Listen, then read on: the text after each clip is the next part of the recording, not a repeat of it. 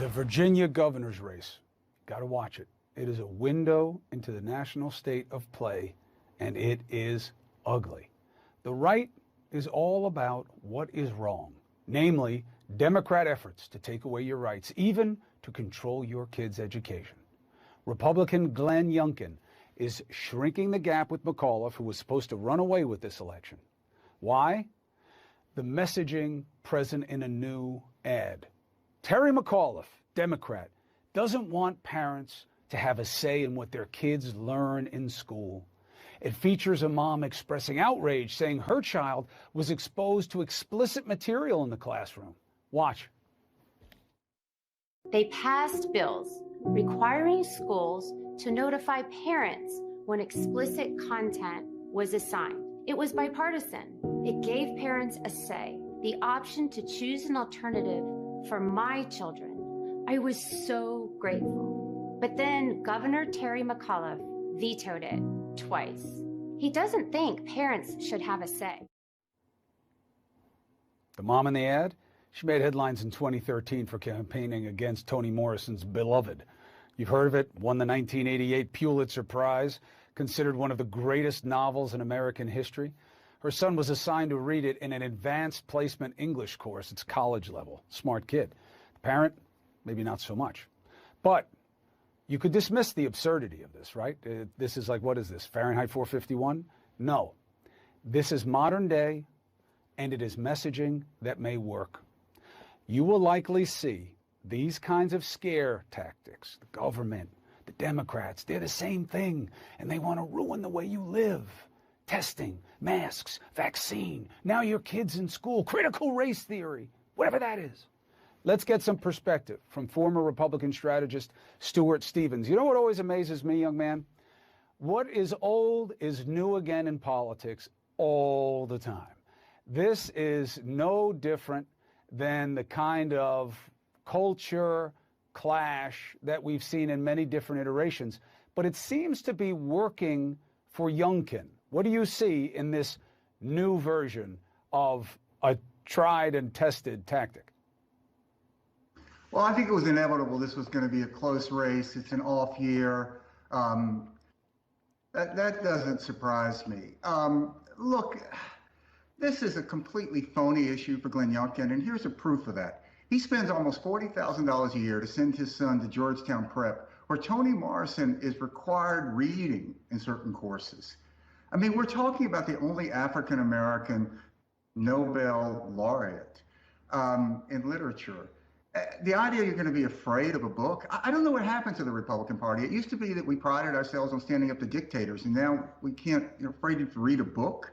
If you read a Nobel Prize winning book, you know, the irony is this is the ultimate cancel culture. They want to cancel a Nobel Prize laureate who just happens to be African-American. It's all about race. It's all about trying to up white turnout. I hope it doesn't work. They're forcing it. There's nothing new. That's the point, Stuart. It's not read the book, don't read the book. It's you're going to read the black book. You're going to do what they tell you to do, and you're going to appreciate the black culture, and you're going to get away from your whiteness, and you're going to be told what to do if you won't do it when we ask you. That's what this is all code for, isn't it? Yeah, I mean, what was shocking about the book was that it was about slavery, right? So, I mean, slavery is shocking. And so you have this kind of confluence of forces here. You have this attempt to rewrite history and deny history, which is one version of what's happening with 1/6. You have this attempt to sort of hold on to some white identity in America that won't acknowledge the pain and suffering that others who are non-white, more often than not, particularly those who are African-American, have suffered in the country. And I don't think Glenn Youngkin believes any of this. I mean, this guy wouldn't send his son to a place where he has to spend $40,000 to expose him to what is a good education. It's just completely phony, but it shows where the party is. And he thinks that, you know, this is a guy who wants to run for president. And when you elect people who are reasonable but act unreasonably, I think it's extraordinarily dangerous. You see, this is what's happening down in Texas with Governor Abbott, who is not a crazy person, but he's passing crazy laws because he sees that's the way to advance in this Republican Party. But the challenge, you say dance, it takes two to tango, though, right? And when McAuliffe says, hey, I don't think parents should be telling schools what to teach, you're creating an opening of, they want to take away my rights. I mean, look, this is what Hillary did with deplorable. This is what Obama just did with phony culture wars. You don't want to play with legitimate pain, legitimate fear, and frustration. You want to speak to it. You want to have a counter message that makes people feel included and empowered. Do the Democrats, you think, recognize what's coming their way? Because McAuliffe opened the door to this. Yeah, it wasn't a great line, but look, Terry McAuliffe was governor for 4 years, and Virginia seemed to do very well under Terry McAuliffe. He's not a frightening guy, and that's why they're going this way. I think that Democrats can't get drawn in, if we go into 2022, into these culture wars. And the way to counter this is with a message that is bigger, that is positive. And I believe that what Democrats need to do is nationalize this race about a defense of democracy. Because ultimately, just as Donald Trump is on the ballot on November 2nd in Virginia, democracy itself is on the ballot. Because that's what this is about. Why all of a sudden is Donald Trump interested in who's governor? Because he wants to run again in 2024, and he knows in close states, if they pass the right laws, they'll empower these state legislatures to overturn the results. And that's what he wanted to happen. It didn't happen. It's not to say it's not going to happen again. So this is very methodical. It's about something much bigger than the Virginia governor's race, just as Georgia was about something much bigger than Georgia. And really what the Democrats have to do is make voting for democracy patriotic. And they're the defenders of democracy now. I don't think it's a perfect party, but they're the pro-democracy party in this country. And the other one isn't. So take your pick. I want the pro-democracy party. No, look, I hear you. And look, it'd be nice if you had more than two choices.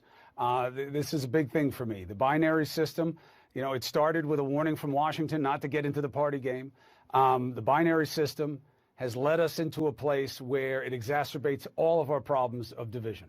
And you're right. Right now, the Democrats do have a big stick to swing if they want, which is you have a party that is invested in ruining our democracy. But then again, the Democrats let that fight go.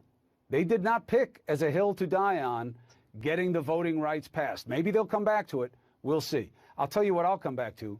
You. Stuart Stevens, you are a gift to the audience. You know the game, and you know how to explain it, and you're doing it for the right reasons. I appreciate you.